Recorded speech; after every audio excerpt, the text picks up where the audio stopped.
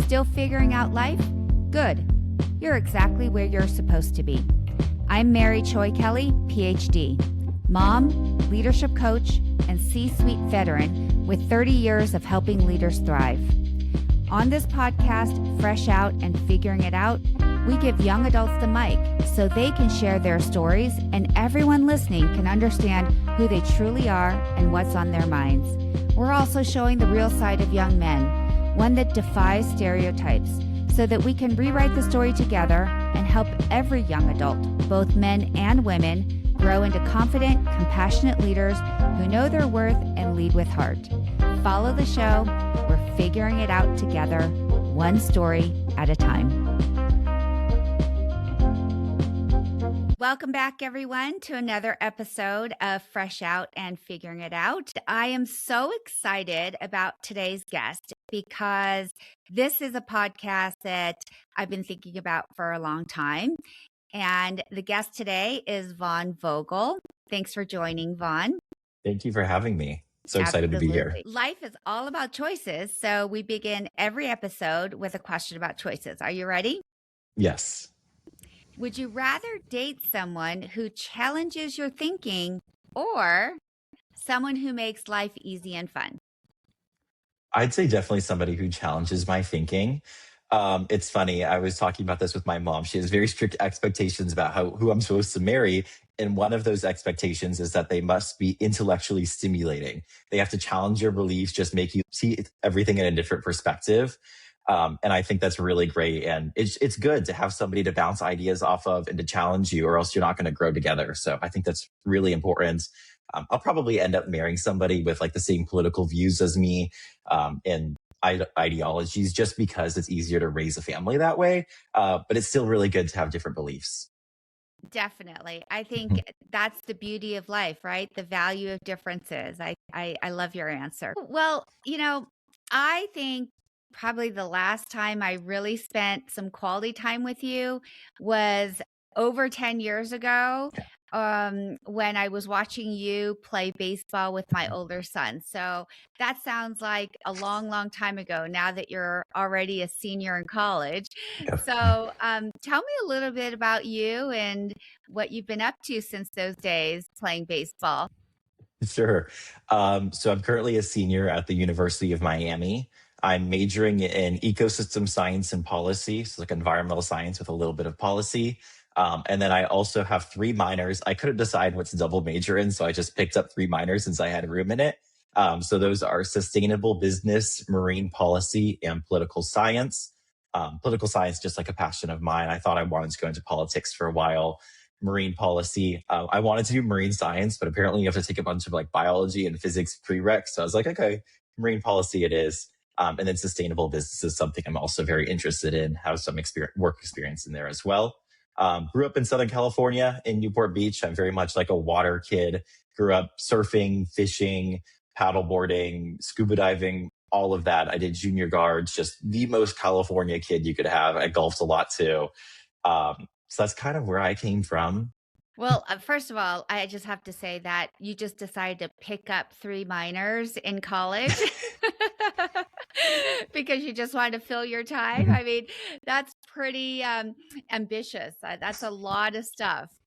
Thank you. Yeah, it's funny, actually. That's something the University of Miami actually really prides himself on, is that I have no friends that don't have a double major or 2 minors or something like that. It's just a fun place where you get to explore a lot. So this is what I was interested in. I decided to triple minor. Well, and I think that's great. I mean, that's the beauty of college, right? I mean, it is a time to really explore your interests, to, what other time in your life are you going to have to just study things that you have an interest in and to learn about it? So I think that's great that you made the most of your time there. Exactly. It's funny enough, like one thing I'm finishing up right now is I have a cognate, which is like a special area of study in Western, modern, and contemporary art history. So I'm finishing that up right now. It's just so random. Like, I love it. It's so fun. But yeah, it's so, to your point, you can just study whatever you want in college. Well, and some of those things end up, it may not lead to a career right now. However, I think those interests and things that you study, you'll be surprised at how they come up, whether it's in a conversation or something that you do outside of work or somewhere in your life. So I think there's always value in that. The other thing too about growing up in Newport Beach, I mean, what a great lifestyle. I still remember the day when I told them that we were going to move to Las Vegas from Newport Beach, and they both cried for about 2 or 3 hours because they thought their life was over. Fortunately, they've realized that you can still enjoy the California lifestyle. You don't have to necessarily be living there to enjoy it. And they did do Newport Junior lifeguards from the D's all the way to the A's. And so I have to say, shout out to that program. What a fantastic program for children to participate in, to be on the beach, but also to learn so much about safety and how to really navigate all the challenges because the water is super dangerous. I Oh yeah. mean, every year, especially Newport, where they have the big waves and at the Mhm. wedge, and so many things can happen out there. Yeah, it really was a great program. Looking back, it's funny. I didn't love it at the time, and now I look back and I'm like, wow, that was actually so fun and so useful. I have so many friends from across the country being in college, and I show them videos of waves that I just like swim in Newport Beach, and nobody gets it. They're like, wow, you can swim in that. It's a really great program to learn all the Yeah. safety skills. Well, and there's so many people like me who go into the ocean and think, oh, it's just the water. It's like, no, no, no, no, no. It is not just the water. Like, you have to know what you're doing. It's Mhm. pretty dangerous. And, Yeah, it can be. you know, I think, like you said, the knowledge and being aware and understanding the environment and what you can and can't do is so important in life. So tell me a little bit about growing up in Newport. I know you went to Sage High School. So tell me about your journey there, and, about your high school life before you went to college. Sure. Well, first, I was kind of a little bit all over the place because, grew up in Newport Beach. I actually, first 6 or 7 years of my life, I was in Laguna, then moved up to Newport. But the middle school and lower school I went to, St. Mary's, is in South County. So I was doing a lot of back and forth. And then my dad moved to South County as well as Laguna Niguel when my parents got divorced. So I was a little bit all over the place. By when I went into high school, I went to Sage Hill. It was just kind of a gradual progression. I knew as St. Mary's that Sage would just be the right spot for me. I had an older stepbrother there, and it was just kind of the more academic school. I knew that was my strength, so that's where I wanted to go. Um, I don't know how to describe it exactly. It's just the other schools didn't fit me very much, and it was just the perfect spot for me to go to. Yeah, I think that when you go to a school, you can feel it. Like colleges, when you tour the different schools, it's funny. They always say that, and you don't really understand it till you actually go through it, where you're like, oh, I can feel that this is the right environment for me. Yeah. So tell me a little bit about what you felt at Sage. You talk about the academics. So it was a school that was known for strong academics. Anything else that stood out when you were Yeah. there? So strong academics. I really liked the small class sizes. I think my freshman, sophomore year, I had 16 kids per class. And then as it got to my junior and senior year, it was down to like 11 students on average per class. I think my entire class in general was 130 students. So I liked having that smaller size individual attention. But it was also very diverse, which was interesting because Orange County, it is diverse, but it's also very divided. And it was a place where everybody congregated, from students from Newport, Irvine, South County, North County, the East. Like, everybody drove in. I had friends even from LA that drove into Sage because it was such a great place, which I really loved. It exposed me to so many different cultures and backgrounds. So it was definitely something that I was looking for, kind of getting out of the Newport Beach bubble, I guess you could say. Yeah. And I think that is important to get Mhm. different views, et cetera. And probably why, when you answered your would you rather Yeah. question, it was about being challenged and looking at things differently. So you're at Sage, which I love how you describe the Mhm. environment. Tell me more about it, because I think high school is a time when you really are growing up. So talk about your journey through high school. Yeah. So I went through a lot of changes at Sage. What's really nice is that since it was such a diverse environment and community, it was extremely open as well. So around, I think my junior year of high school, halfway through, I came out as gay. And I really don't think I could have done it as well. It could have, but it would have been a lot harder if I was anywhere other than Sage. It was just such a great open environment. Everybody was there for each other, and you could really see that with like the diversity that they had, but then also because they just didn't have much judgment there. You could go into whatever career you wanted, and they would totally support you. So um, my coming out journey was significantly easier being at Sage Hill. When you describe that, sounds like you Mhm. felt really safe. Like Yes. it was an environment where maybe you weren't going to be judged as much, or you felt like you would have the support from your peers, etc. So, kind of talk a little more about what that really felt like, or how you sensed that, because people feeling safe in their environment, especially I'm not sure many high school students would describe their high school as a safe environment necessarily, because there Yeah. is a lot of judgment in high school, right? Mhm. Everyone's trying to fit in. Yeah. And I remember being in high school, and it was like, are you wearing the right jeans? Do you have the Yeah. Jordache jeans? Mhm. Do you have this, right? Like it was all about fitting in and everyone wanting to be the same and not different. So, talk about the environment at Sage where you felt like it was safe to be different. Yeah, so I mean, as I said, it was super open. But the other thing as well is that everybody was so focused on their academics and what they were pursuing in their own lives and career, and going to college, that they really just didn't care, which was the nice thing. They're like, okay, like I'm trying to do my best. I don't really care what you're doing. So go be who you want to be. It was a very uplifting environment. I had so much support from all of my teachers there, and then also like the guidance counselors as well. And then the last part of it as well was that it wasn't one of those schools that had traditional cliques, I guess you could say. And nobody was trying, there were some kids, but like it wasn't a big thing to try to work your ranks up the popularity ladder or whatever. It just wasn't that necessary because everybody was trying to better themselves for college and their career as well, which I really appreciated. I just didn't have to deal with those social pressures, and nobody really cared about it. So it sounds like everyone was kind of on their own path, and people were more concerned about what they were trying to achieve and less concerned about maybe what was happening around them. Is that kind of what Yeah. you're saying? I would say so. And it was just like, again, very inclusive environment. So nobody really cared what you were doing. And there were just so many backgrounds with different religions. I really appreciated that it wasn't a religious school so that I didn't have to deal with that aspect when I was coming out. Of course, open to all religion, but it made me very happy that like there were so many different religions there and different people out there like, okay, whatever, we're moving on. We're not going to discriminate against you. Right. Okay, Mhm. great.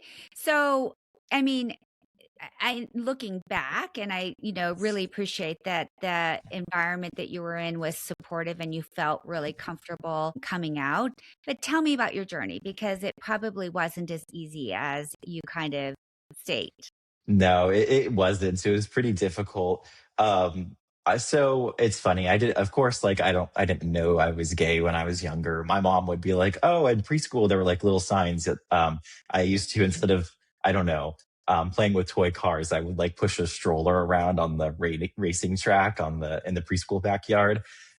With a little doll in it. And then as I got older, I didn't realize it at the time, but I was like, oh, now I realized I had a crush on Luke Skywalker. It just makes sense. So I guess I realized that I was gay when I went through puberty, which I think is pretty normal for most gay people. Which was, I don't know, middle school. And then, but it took more time to accept that I was gay. I think it took all the way from middle school until my sophomore year of high school to accept that I was gay. And then from there, I still need more time to let it like sizzle for a little bit. Um, I So think it was, tell me yeah. about how you were feeling during that time, because that's a lot of questions going on in your head, and probably not necessarily sharing that with a lot of people. So how did you work through that? Just even sitting with it and questioning and wondering and thinking about it. I mean, for a while, I kind of ignored it when I first like went through puberty, I guess. I had like the fake girlfriend in sixth grade, which, like, funny enough, I think she's out and lesbian today, so like we're both happy with our situations. But I had like the fake crushes on girls and stuff like that throughout late middle school, early high school. So I just ignored it for a while, and then it was around my sophomore year. I think I was like at the end of my 15-year-old, beginning of 16-year-old. I was like, okay, I think I'm ready to start thinking about it now. And I actually acknowledged to myself that I was gay. It just took so long to get to that point. I was denying it for a while. You always hear growing up, like, oh, you're supposed to marry a girl, and that's just the way it goes. You're gonna have a family. And I was even told, like, my grandpa would always joke, and he's Indian, and say, like, oh, we're gonna find a beautiful Indian girl for you. Um, I can relate so to that. yeah, yes, with your story. Yeah. So it took a while for me to get past oh, maybe I don't have to marry a pretty Indian girl. Um, So so in your head, when you're mhm, hearing that, right? Because we all have that. We have yeah. all the messages that we've heard, whether it's from society, our family, shows or whatever it is. So you're kind of going through those messages, you're trying to reconcile that with how you feel, and you're kind of what's going on? Like, are you just going, well, something doesn't seem right, or that's not how I feel, or maybe just to kind of help us think through that? Yeah, I mean, it was just a while of sitting with it. It was pretty difficult for me because, I mean, Orange County, Newport Beach to begin with is not a very like gay heavy area, I guess you could say. And I didn't have any mentors in my life to look up to who were gay, who I could follow in their footsteps.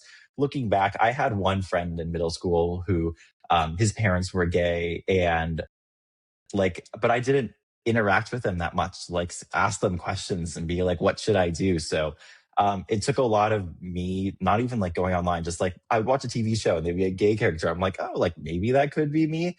Just getting past that norm of like, I don't have to marry a girl. I could marry a guy took so long just because I didn't have that representation in my life. So you were just really trying to kind of look for cues, it sounds like, whether it Yeah. be people you know, people you see on TV or stories or what have you, to kind of understand and just check in with how you feel. Yeah, you're right. I think maybe first semester, sophomore year of high school that actually acknowledged it. And around that time, I also had one friend who came out. And it got me thinking, oh, like maybe that could be me coming out too in a little bit. So I guess that was like a little bit of a catapult for me as well, was having one example out there. Okay, great. So talk us through what happened after that as you started to be more aware, like you said, you kind of admitted to yourself and and actually explain that. When you say you Yeah. admitted it to yourself. It was just in my head. I was full on denying it earlier. And it took so much time. I don't know how to describe it, where I could say, not out loud, but in my head to myself, like, I'm gay and it will come up one day. And what am I going to do about it? But it took me that extra year to build the courage to actually come out. I like to think I'm a pretty organized person, and I wanted to have it perfectly organized as well so I could do the least amount of damage possible. So when I was with that year, I was just kind of sitting with it. And then I think it was my junior year of high school around November time. I finally was like, okay, I'm going to go and talk to somebody about this. So I went to the counselor at my high school, and it was the first time I audibly ever said I'm gay, and And how did figured that out. feel when you said that to I mean, somebody? it was terrifying at first. It was so scary. But it was a little bit of a relief to just get it off, and like somebody else knew about it. And I did know that like she's not allowed to legally say anything, so I can say it, which made me feel a lot better. But it was really great to process my emotions. As I said, I'm very organized. So something I also started working on was I had a detailed list of the order of everybody who I'll come out to. And I wish I could open it. I actually was looking at my phone today and I forgot the password to the sealed note to see like the different tiers. But I had like tier one of like my mom and my dad and my stepdad of coming out to, and they're like five different tiers or six different tiers of just people at different intervals of time when I'll come out to them. just because I know the word will make it around, but how do I make not too much damage? Not, and I of course knew like nobody's going to take it harshly, but it made me feel Well, better you to were have trying that. to control it, right? I mean, we all do Exactly. that. I mean, we want Yeah. to be able to control the outcome of a situation or at least Hmm. mitigate any damage. And I think, you referenced it earlier is also you were probably really thinking through how your family was going to respond and how they might feel about it. So, it makes a ton of sense. And you were so mature to think about, okay, I'm going to lay out a plan Yeah. versus, hey, I'm just going to go do it and see what happens. Yeah. So, walk us through that. You had your conversation with your counselor, and that went well, it sounds like. Yeah, it went very well. I said like that was right around Thanksgiving time. And then I made it my New Year's resolution. I was like, okay, I want to come out this year. So I was on vacation with my mom in Hawaii right around New Year's. I think it was January 3rd.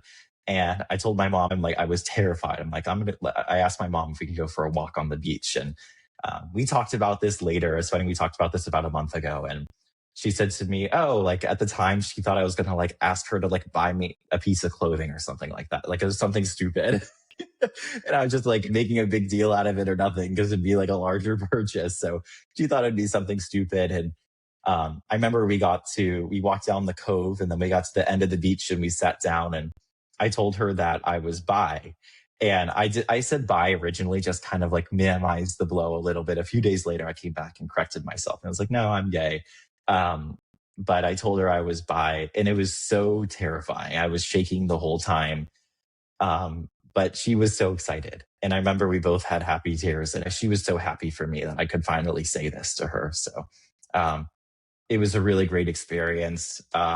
We walked back to the end of the beach and she told my stepdad and my stepdad came out, give me a big hug.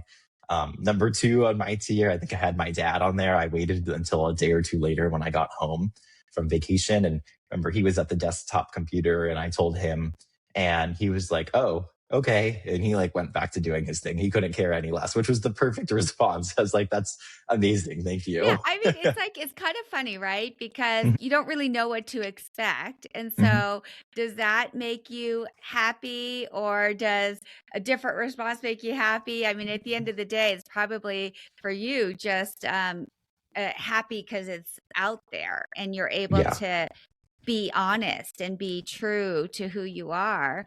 And, that's just a good feeling in general, right? Mhm. It was. I remember the plane ride back from Hawaii, and I was like sitting next to my mom on the plane. I was just so happy that like I could like I don't know, just be a little bit more myself, even though I wasn't out to everybody else yet. Still took a lot more time. It was a course of probably three more months until I was fully out to most people I knew. I always say every gay guy says this, like you would never stop coming out. It's just something you have to do on a regular basis. And fortunately, there's certain spaces like the professional environment where it's not really necessary. But in your social life, you are always coming out through the rest of your life. Interesting. Mhm. So, the next several months. So, talk about that. Sure. So when was it? I think I came out to my grandparents and they were like, okay, moving on. And then the word kind of got around from there. My stepdad told my stepbrothers, and they're like, okay, let's move on as well. Funny enough, my youngest stepbrother was like excited about it, and he was like a full advocate for me. Very happy That's with him so for that to cute. this day. It's so cute. And he was like the young one at the time, and he's like, oh, it doesn't matter. He's like normal. So, Well, I think, um, that is also a great lesson for us mhm, always, right? When yeah, you look at things through a young child's eyes. At mhm, the end of the day, people are people. And yeah, I wish that we could all just have that lens, right? yeah, It's like he's my brother and I love him and he's great and he's gay. yeah, Great. Let's move on. yeah. I know. So you're right. You're totally right. It's just the naivety. He's like, oh, like he's completely normal. We're just going to move on. Who cares? So, it was really great. And then, word got around to the rest of my family or I slowly told them and nobody really cared. And actually the hardest person for me to come out to was my blood brother. He's younger than me. And I think it was because it was the first time in my life or it was a newer time in my life that we were so close. It was the first time I could call him my best friend. I just didn't want to do anything to jeopardize it. I knew he wouldn't have an issue with it, but it was just so scary to get myself there. Um, Well, there and was I a think, risk because you didn't yeah, know. And I know that you and your brother and my two boys are the same age difference. They're yes, in the same mhm, grade. mhm, And I have to tell you, as a mom, when they were younger, I was literally like, are they ever going to not fight? I mean, mhm, they fought about everything. And yeah, I was like, wait a second. Everyone told me that if your children are about 3 years apart, it's like the best age difference. There's no sibling rivalry. I mhm, didn't plan it that way, but I read all this stuff. I go, that is not my experience. All they do is fight. yeah, And finally, in high school, I think is when, and it was mostly my younger son that he realized it was great to have an older brother and there was less tension there. And, they were starting to have a great relationship. So to your point, I get it. It's like they're finally getting along. yeah. Don't mess it up. Exactly. I mean, we were always the same way. We were always fighting when we were younger. I think we finally stopped fighting a little bit more around the time our parents got divorced because we were more stability in each other's lives. But you're right. It took until high school that we became such good friends. I think it was because I had to pick him up from school every day, Yeah, and I he was the needed you. drivers. Yeah, he Yeah, needed you. So exactly. he had to Yeah, actually be nice to you. exactly. Even now, I'm like, I'm moving him into his college dorm in a few weeks from Right. now. Right. Yeah. Yeah, and I love Um, that you guys are both going to be at the same school. Yeah, yeah, it's really fun. You're right. I didn't want to do anything to jeopardize it, so it just took me so long to get there, even though I knew it would be okay. And I remember there was finally one day, it was what, 7 o'clock in the morning. I'm driving him to school, and I finally told him, and he was like, "Oh, I already knew. I like heard you on the phone talking to your friends about it." And I was like, "Okay." And then I guess like he didn't want to bring it up earlier to make me uncomfortable as well, which is very nice of him. So it was so Which much is easier than I funny would have because, expected. like, Yeah. we all have these things in our heads, like Mhm. you're working yourself up, you think it's such a big deal, and he's like, "Oh, I already knew," Yeah. and then he's like, "Well, I didn't wanna bring it up to you because I didn't wanna make you uncomfortable." Like, we all operate under our own assumptions Mhm. about how other people are gonna feel or think or react or what have you, and at the end of the day, most of the time, it's none of those things. Yeah. That people really Mhm. are just going to receive you for you. Yeah. Exactly. Um, I know. So it made my coming out process a lot easier than a lot of other people experience as well with actual difficulties around it. And of course, I still had a lot of difficulties with the experience after I came out. But the actual coming out process was relatively easy compared to everybody else. So let's jump into that. So Yeah. you were really fortunate. You had great support. Mhm. You had an environment in high school, which again, I don't think every high school is as supportive as you described your experience, which is wonderful. Yeah. And your family, very open, welcoming, loving, great support that you have with your family. So it sounds all great. So what happened or what was your journey after the coming out? Yeah, so there's two parts to it. First, it was like the first time in my life when I could try on a different persona, I guess you could say. So I've always been a little bit more masculine, but then I became the typical flamboyant gay guy. I wore pink, and I talked with a more flamboyant, high pitched voice just because it was the first time in my life that I could explore that. Um, so that was like one huge change that I made in my life. And then the second part as well was part of my timing with coming out as well. I forgot to mention this was because we're in high school and people are starting to date now. And I already felt behind in the dating scene a little bit because there are so many other people that are dating. And I had never even talked to somebody romantically other than like in a fake way with a girl, just because I wasn't out yet. So I came out and I was ready to start dating. And what happened was, a few weeks after I came out, I don't even think most of my friends know this, but like I had my first rejection and I took it really harsh. And the only way I could justify it was blaming it on my looks. So within a matter of 3 or 4 months, I became very unhealthy and lost like 35 pounds. I had a nutritionist who was saying I was burning 4,000 calories a day with how much I was exercising. But then I was only eating like 900, 1,200 calories a day. Oh my So it was gosh, not Vaughn. healthy at all. But it was like the only way, I guess, I could justify my rejection and control my life a little bit more. Well, and that is right. Like a lot of people, Mhm. and I've experienced it when I was younger, is when you don't have control in your life, you're like, okay, well, and I don't know that you even cognitively go through that, but you're like, okay, I'm going to control what I eat, Yes. because and in the way that I look. So, so that's a lot. So you Yeah. went from this real emotional high of I've just come out, I'm super excited, I want to Yeah. show the world who I Hmm. am, and you're kind of trying things on for size, and then you're just shot down, which Hmm. by the way, anytime you're rejected from a relationship prospect or whatever, that's hard Yeah. regardless. Hmm. So, Yeah. Yeah. that's a lot to go through, this emotional roller coaster. Well, yeah, as you said, it was an emotional roller coaster going from a high to a very far low.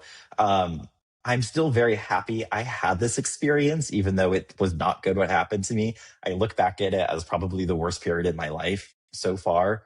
Um, but then I am still happy it happened just so that I learned how to deal with rejection and not do that again. But you're right, it was just such an unhealthy way. I was exercising so much, and it just felt like the only way I could control my life was through exercising a lot. I would go on like the Peloton or go on huge bike rides every day, losing a bunch of weight. I was also breaking out a lot because it was like a very stressful at the time, and eating no food, you're like clearly going to break everything out in your pores. And then also I would like exercise to kind of get a runner's high. Of course, I'm in high school, people drank and stuff, but I didn't drink or do anything in high school.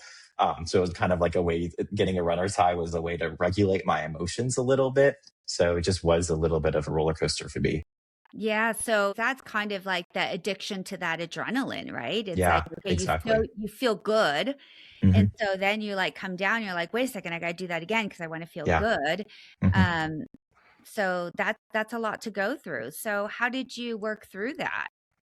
Yeah. And by So, the way, what you said about mhm, rejection is a really, really great point, right? mhm, Because you know, I can't even count the number of times I've been rejected, mhm. whether it's in a social environment or my career or just in so many different ways. Yeah. So, to your point, rejection is normal. We have Yes. to understand that we can't have this extreme reaction to rejection. Understand why it happened, because it's the first time you're experiencing, and somewhere there was some real expectation, right? Because I think that's when we really get hurt, is when there's an expectation.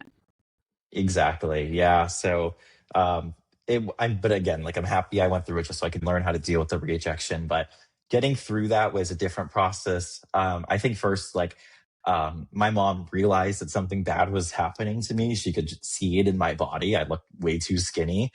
So fortunately, she hired that nutritionist to help me out, get me on a better eating plan. I think part of it as well was that I, at the time, was working with a trainer who was unfortunately kind of encouraging me to, well, he called it intermittent fasting, but I guess I was taking it to just fasting. You took But the saying intermittent like, part out. You're like, "Oh, you're yeah, going exactly. fast." Yeah. Um, so I was like, every day I was just like eating ice and gum until Oh 4 o'clock in the afternoon. And then I would have a meal or a snack or something. But it was I think the first step was eliminating him. My mom was, of course, very helpful. And like, I didn't see anything wrong with it at the time. So she fired him. And then it was the first time, like my mom and I, we never argue. And it was the first time in a while that we actually argued because I was worried. I was like, oh my gosh, I'm going to get fat now. Like, why did you fire this guy? But did you Um, find that when you were losing weight, right, were you getting mhm. positive reinforcement? Is that why you kept doing it? Yeah, I mean, I was getting positive reinforcement from this trainer guy, but then also I was just feeling better about myself because even though I looked way unhealthy, too skinny, I could see it in my face. On my face, I like looked better, even though I was breaking out a lot, but I could just see that I was looking skinnier. And it was kind of fitting into that persona as well of like being the gay guy who just came out, and I was wearing the pink and I wanted to be skinny and have the high voice because that was part of the persona and it was me exploring myself. Now I know that's not who I want to be, but it was just exploring that whole different personality that I could have that Okay, I was so kind of you hiding saw for so long. yeah, so you saw yourself, Mhm. when you were thinner fitting into the look and the kind of persona, like you said, that you kind of Yeah, imagined. So exactly. in your eyes, it was going down the right path.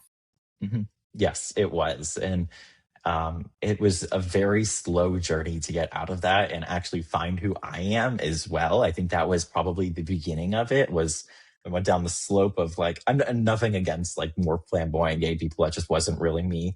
But exploring myself, getting skinnier, and then after I moved on from that trainer, then my mom helped me find a new person who was a doctor. Well, actually, she first introduced me to a life coach for a little bit, which really helped me. And then she also set me up with this doctor who does like personal training as well. So it was really great where he helped me with my nutrition and gaining back that weight in a very healthy way, building my confidence along the way as well. So that went throughout my senior year of high school. So now you're back and you're healthy. Talk about kind of that idea of continuing to come out. Like you said, it was a journey. So now you've tried one thing Yeah, on, and where did you go next? exactly. It was a huge journey. And it was after I figured out I was gay, is who am I going to be now? And so I went through my senior year of high school. I was still similar, but I was like looking and being actually healthier. And then same thing my freshman year of college. And then I think at the end of my freshman year of college, I should say I have a mentor in college. I met him through a mutual friend of my mom when I came in as a freshman. And it's been really great. We get like dinner every once in a while and stuff. It's just a really good, consistent like figure in my life who's been helping me through college. And at the end of my freshman year of college, he introduced me to a group of guys. And I had never had like regular straight guy friends in my life. And it was the first time I was hanging out with a group like this. And it was really great. And it exposed me to a whole different side of like, oh, maybe I can be not straight, but like more masculine, like these people, and explore a different side of myself. I don't have to be the girly gay guy. So talk more Mhm. about that. So, Yeah. that's really like that didn't fit into what you thought the expectation was of being gay. Yeah, And it didn't. mhm. Yeah, it didn't. And I think part of it as well was at my high school, then I think the other gay guys were more girly. So I had never seen a more masculine gay guy. And I still didn't, like, of course, you see on TV shows and stuff every once in a while, but I still didn't really in college. And then I met these guys and I got along with them and it was great. And I learned that I can enjoy sports with them. And it's like super random, but there's like this farm near Lake Okeechobee in Florida and we rent it out every once in a while. I think we pay like $30 a person for a night, and we like go there and enjoy the farm. And they're all from like the South, and they listen to is country music. I was raised to hate country music, and then I was like, oh, this isn't half bad. Maybe I can actually enjoy this. So it was exploring that as a gay guy, I could be more masculine in my mannerisms, and that's totally socially acceptable. You're really bringing up a really good point around the lack of role models. Mhm. And Yeah, it's really interesting that you were you're kind of learning as you go, as you got introduced yeah. to different role models and that there isn't just one way. Yeah, exactly. And like I have had many role models in my life. I mean, like my mom is one of my best role models, especially with my career. But I never had one for being gay. So it really, to your point, is just like such an important thing to find some role models. I actually have one of my good friends at the university as well is gay, and he has been like an inspiration for me as well. Like seeing somebody that's like, oh, I could be like that in 20 years from now.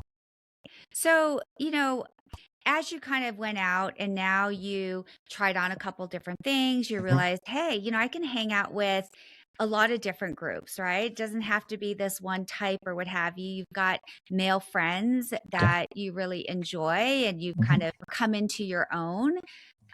So what does the journey look like for you now? I mean, it's just basically it's funny because I think with my personality, something I realized is that I kind of reverted back to the way before I came out. I mean, I'm out now, but I started talking like the way I used to talk like. I dressed how I used to dress before I came out. I went back to listening to a lot of alternative music instead of the typical Britney Spears and Doja Cat and all that stuff. So that was part of my experience as well. But I also learned I can have different facets of me and be friends with different people.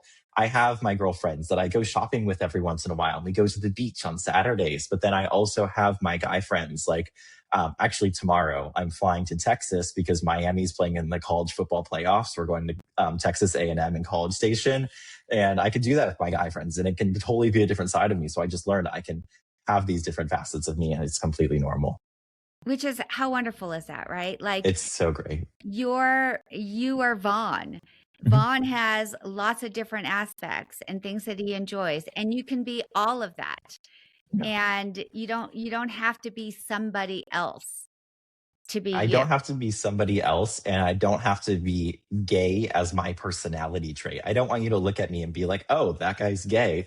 Like, that's who he is and encompasses all of him, which I think is a stereotype for a lot of gay guys. And I've learned that, like, I want you to learn so many different things about me before you even learn that I'm gay. And I'm not hiding it. It's just that it's not the most important thing. Well, it's not your whole identity, I think, is what you're Exactly. saying, right? Yeah. You're Vaughn Vogel. You're Mhm. not a gay guy.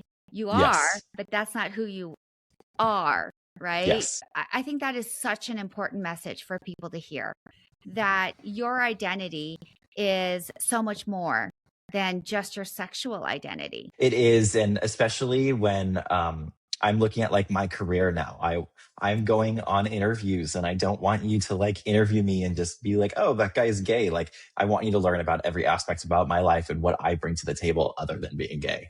And appreciate you, right? Like, Yes. you have a lot of experience, you've got a lot of interests, you've got a lot of Mhm. skills, and you're gay. Yes. So, Exactly. what would you share to other people listening that maybe are going through this, the whole identity and trying to come out, or if they're still going through their journey? What have you learned? What would you share? Well, two things. I think first, don't rush it. I think, as I said, I think most gay guys usually know you are gay around puberty time.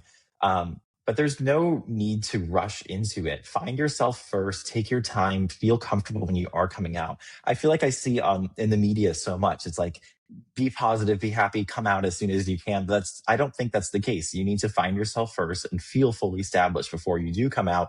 And it's totally fine, as I went through my journey, to like find who you are for years after you come out. I think it's completely normal. You don't have to follow any specific persona. I think that's a And great then, point, just to yeah, pause. Like, don't think yeah, that, okay, you come out, it's a one-time thing, right? Like, we mhm, are all evolving, all of us. I yeah, look at who I am today compared to even a year ago. I'm yeah, not a different person, but I've mhm. definitely evolved. Like, we need to continue to evolve. So expect that. Like, don't expect this big bang like it's over. No, you're going to come out, you're going to evolve, you're going to continue to learn about yourself, you're going to continue to try new things, and then take the feedback or take your experience and then build off that. Yeah, yeah, exactly. And it's fine that you're always going to evolve. And I guess that's for everybody too. It's not just for gay guys. Like, keep evolving, but don't rush into anything. Just explore yourself, and it'll all work out.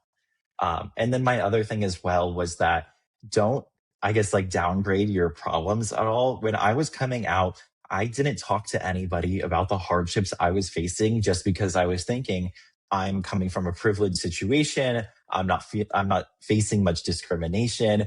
My problems are so insignificant compared to other people. And that's the way I was thinking about it. That's why I never reached out for help. I was like, other people deserve a lot more help than I do. But I guess your problems are still significant, and it's totally worth going after and talking to other people to get help with what you need. Your problems are significant. Hmm. Everybody's is. I'm glad you said that. And I also Yeah. think, as a young man, it is so much more difficult for young men to ask for help. And we know from a lot of research and studies that say that when young men finally ask for help, we learn that they've been suffering for a lot longer. So I think that Yeah. is a very important message. Reach out for help. It is a sign of strength, not of Mhm. weakness. And I think when you do ask for help, what you learn is that many, many other people have been going through and struggling with very similar things. Like oftentimes we think we're the only one, or we're ashamed, or we think that we should be able to figure it out on our own. And why am I the only one that can't do this or that or what have you? And that is so not the case, Mhm. is what we learn. Exactly. I mean, I didn't include this part, but when after I did come out and my mom started to notice these changes in my life, she started recommending pretty early that I go and talk to this life coach. But I just kept putting it off as like, I don't need this. Everybody else's problems are so much worse than mine. They should be using the life coach, not me. But it is, I think, a sign of strength, as you said, to Yeah. actually go out and say, no, it is good. I would like some help with this. And it'll Yeah. help you progress quicker as well. Or a lot of times when people, we don't want to reach out for help because we think, well, no, like that's admitting I have a problem. Yeah. I don't have a problem. I'm strong. Mhm. I can handle it, or I know how to work through it on my own, or, I should be able to do it on my own. Like, what's wrong with me that I Mhm. need to talk to somebody? And that is like, no, it's not about something being wrong with you. It's about leveraging resources and knowledge and experience. And, there's so much out there and so many people that can really help lead you, right? Like now, you are a great resource for other Mhm. people, right? Like you have knowledge and experience that other people don't have. Well, I'd hope so. Absolutely. Thank you. And so Mhm. when you think about role models, like, do you have any specific advice on how somebody that might be struggling or thinking about their identity and questioning it, like, how would you recommend that they find role models or ways to think about their identity when, if it's not readily available? Yeah, I mean, I think first of all, most schools do have those counselors that you can talk to. And it took me a while to get myself to go and talk to the counselor, but take advantage of it while you can because they are such a great resource just to talk through. And they can help guide you to some of those figures as well in your life. If you want a mentor, maybe there was a teacher who used to be in a similar situation who they can guide you to and will be a safe space for you. So I think that's the advice that I would say is like go to them first, and they'll kind of help you along your way. Or maybe find one friend who you can confide in and you really trust, who you know won't share your secrets, and they can always help you as well, help you look out for some of these figures. That's a great point. I do Mhm. think that when you reach out to one person, it always a new door opens and you're like, wait, I didn't even know there was all this stuff behind this door, right? So Yeah. one door always leads to other doors and opportunities. So I think that's great feedback. So what's next for you, Vaughn? Well, what's what next for me? It's a big question. So currently, as a college senior, I'm thinking I want to go into a different industry than I'm majoring in.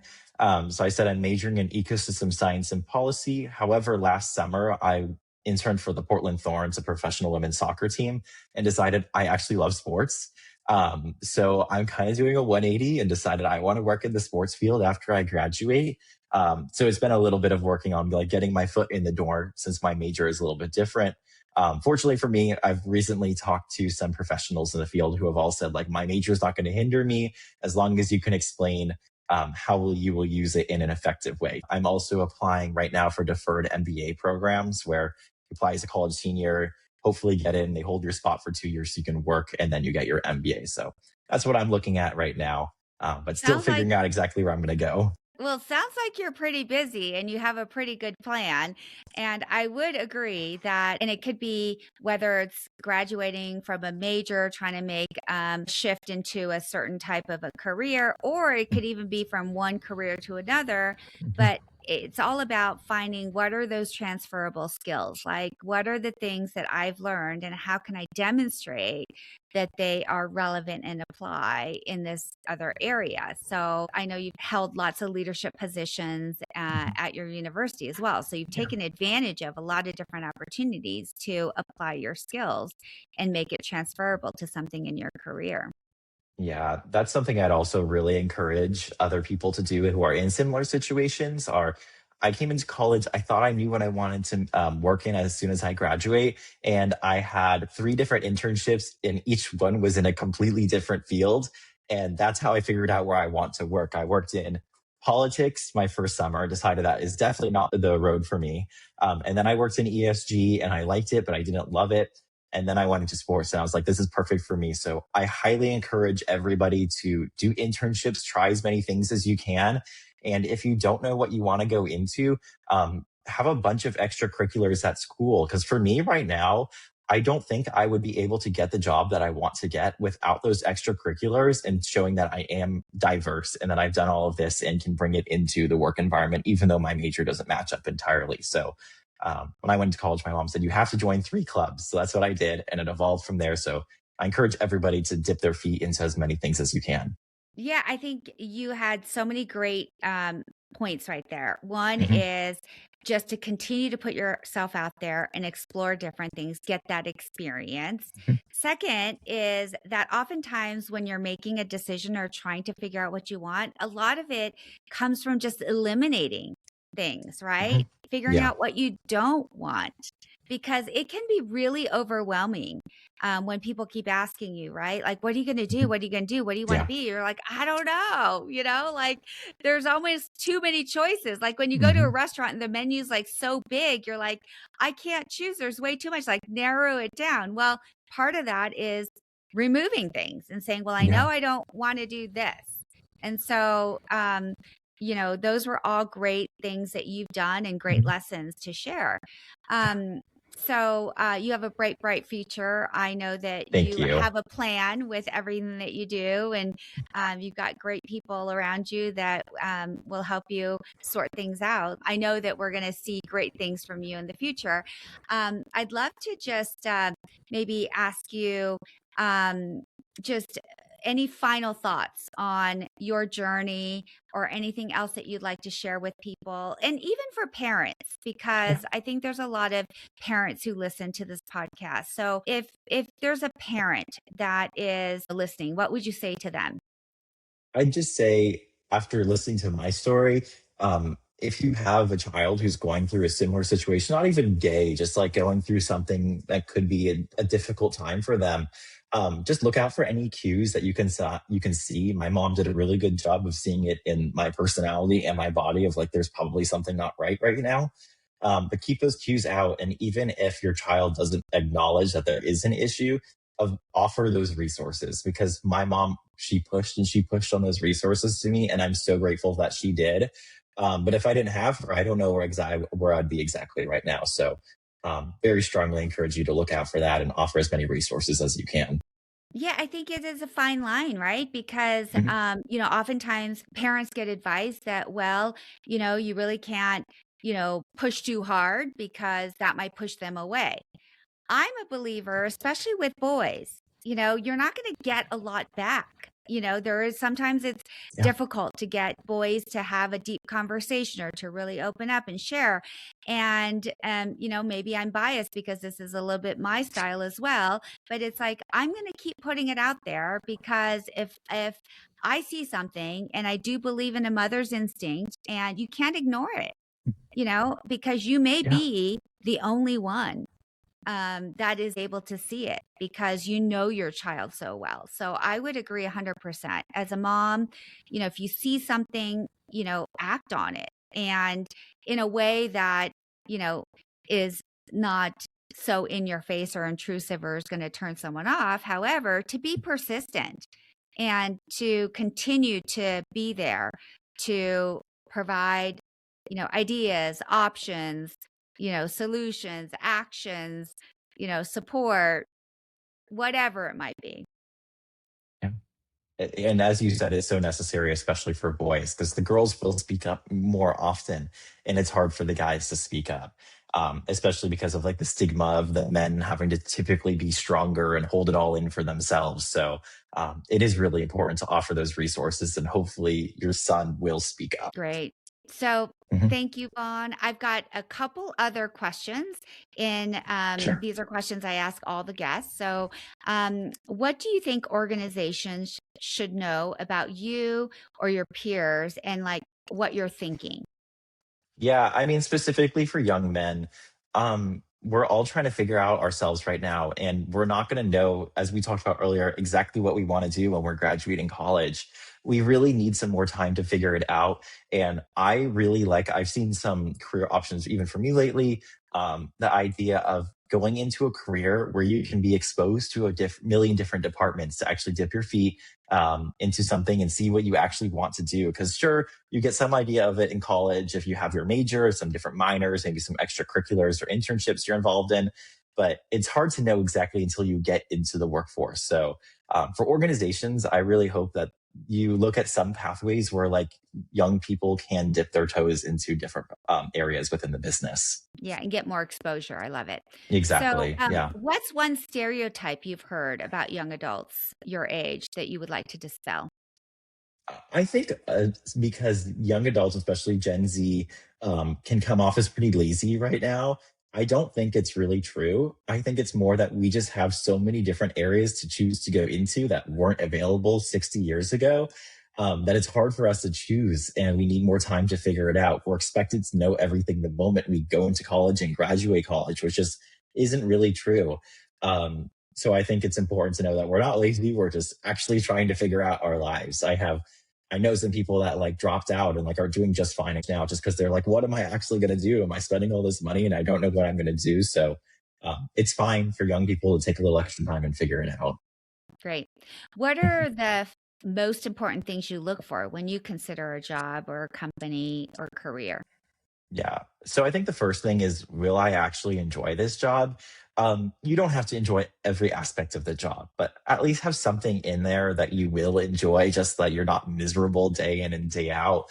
I was talking to my uncle recently, and he was pushing for a few jobs for me to apply to. And I was like, honestly, I would hate every single moment of that. And I know it would look really good on my resume, and I just have zero interest in it. So it's important to actually find something that you're interested in, even if it's not every aspect. Um, Second is kind of that outside perspective. It may not be as important to everybody else, but to me, it's what will my family and peers say and think about me when I have this job? Is it something a little bit more respectable, or will they say, oh, is he kind of like wasting his time right now? And then I think the third thing that's the most important is, how is it going to help me reach my next milestone? Not thinking about this job specifically, but maybe the job after. Is this job helping me to get to where I want to be? Yeah, so that's something that's really important to me because I know where I think I want to be way down the line, but it's how do I get there? Yeah, great. Mhm. Okay. How about these questions about young men? What do you believe is expected of young men today?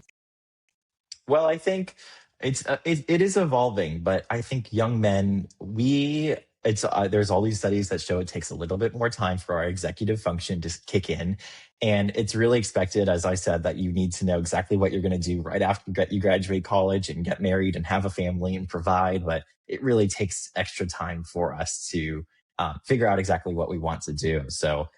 I think that's really expected of us right now, and I hope there's some leniency that comes in the future.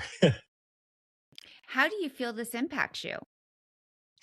Um, it impacts me because I mean, I'm asked every day, like now that I'm a senior, like, what are you going to do exactly when you graduate? And I have an idea, but I also have plenty of other friends that have no idea what they want to do, especially guys. And um, it's hard for them to figure it out. And it really takes a toll on them, I can see, and it's difficult. So I don't know, just a little extra leniency could be a little great.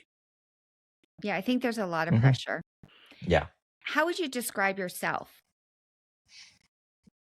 I would describe myself, well, we talked a little bit about earlier is with my personality. And whenever I meet somebody, I don't want them to say, oh, that's a gay guy. So like I'd say I'm more, what would I describe myself? Um, I think I'm somebody who's very motivated and organized. I know what I want to do and where I want to get there. I think I'm very friendly. It's funny. I remember in middle school, my eighth grade superlative they did at the time was friendliest in the middle school. So I think I'm a pretty friendly guy and pretty bubbly. And then I guess that then I could next say is I'm a more masculine gay guy as well. Great. What does supporting young men look like, in your opinion? As we talked about, just giving them the resources that they really need, especially with guy friends, you have guy groups and they don't always want to open up about their feelings very much. So if you have a friend who's a guy that opens up to you, make sure to actually listen, not just kind of brush it off, because it's probably a pretty big thing for them to open up to you. Provide some feedback if you can. I know it's funny. I have a bunch of friends, specifically girls, that will open up to me. And me as the guy, I'm like, I don't really know what to say in this situation. But I've learned that as long as I just sit there and listen and be attentive and give them maybe some feedback, it makes them feel so much better. And I think it's the same for guys as well. Great. How would Mhm. you like to see things change? No, just again, having more support for younger men, and making sure to look for those cues. I remember when I was in high school, I had an advisory group, and I don't think too many high schools did that. But it was a group of, I think, 8 to 10 young guys, or like high school guys, with one teacher who was a guy as well. And I think it's really important that we did have those groups, so that we could have not just joke about sports and guy chat and stuff, but actually talk about our emotions a little bit more as well, and have somebody that is open there for you, set in place, that you can talk to if you need any help. So having more environments and processes like that available for young men. Yeah, I'd say that. And then also, making sure that wherever you are for these young men, there is somebody, a mentor who they can look up to and talk to as well when they need that. Great.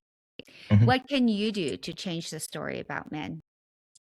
Oh, well, about men specifically, I hope I can help provide some feedback with, like, you can see my story and how I have evolved so much, and I'm trying to figure out where exactly I'm going still.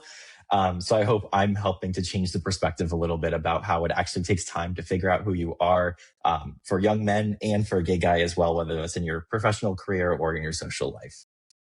Awesome. Mhm. So, Vaughn, I just thank you so much for being so open, so vulnerable. I really Yeah, appreciate your time and being on the podcast to tell your story, because it's inspirational. So, of thanks, course. Vaughn. Thank you for having me. All right. Have a great day. All right, you too. Thank you. Bye. Bye. Thanks for listening to this episode, and now it's your turn. Take what you heard today and put it into action. Share this episode with a friend who's figuring life out too. And let's build a generation of leaders who lead with heart. Follow the show, leave a review, and connect with me on social so we can keep figuring it out together. See you next time.